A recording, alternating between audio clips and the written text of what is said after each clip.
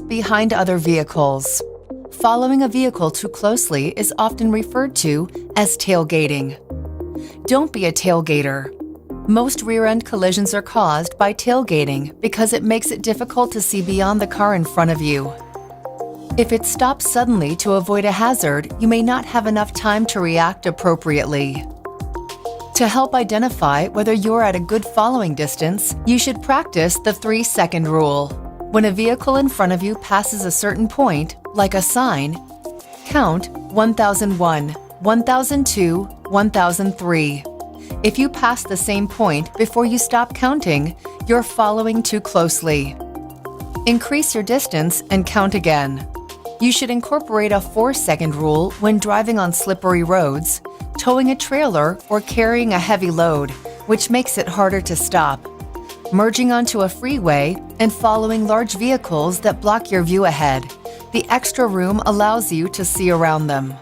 A lot of drivers don't realize that big rigs take longer to stop than other vehicles traveling at the same speed.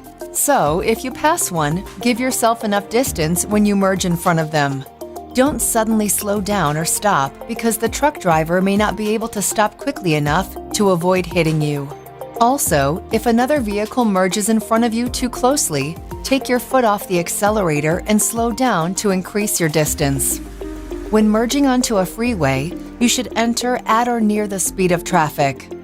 Do not stop before merging into freeway traffic unless it's absolutely necessary.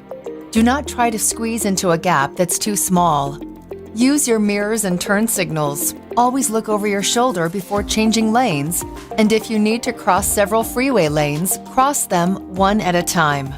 Once you have merged into your desired lane, be sure to reach and maintain a safe following distance.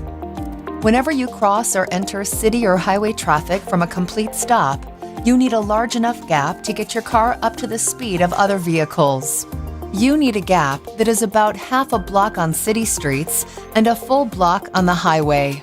Also, if you're driving too slowly and you look in your rearview mirror to see 5 or more cars lined up behind you, you must pull over at the first available turnout and let them pass. One thing to remember is that you must always be a defensive driver.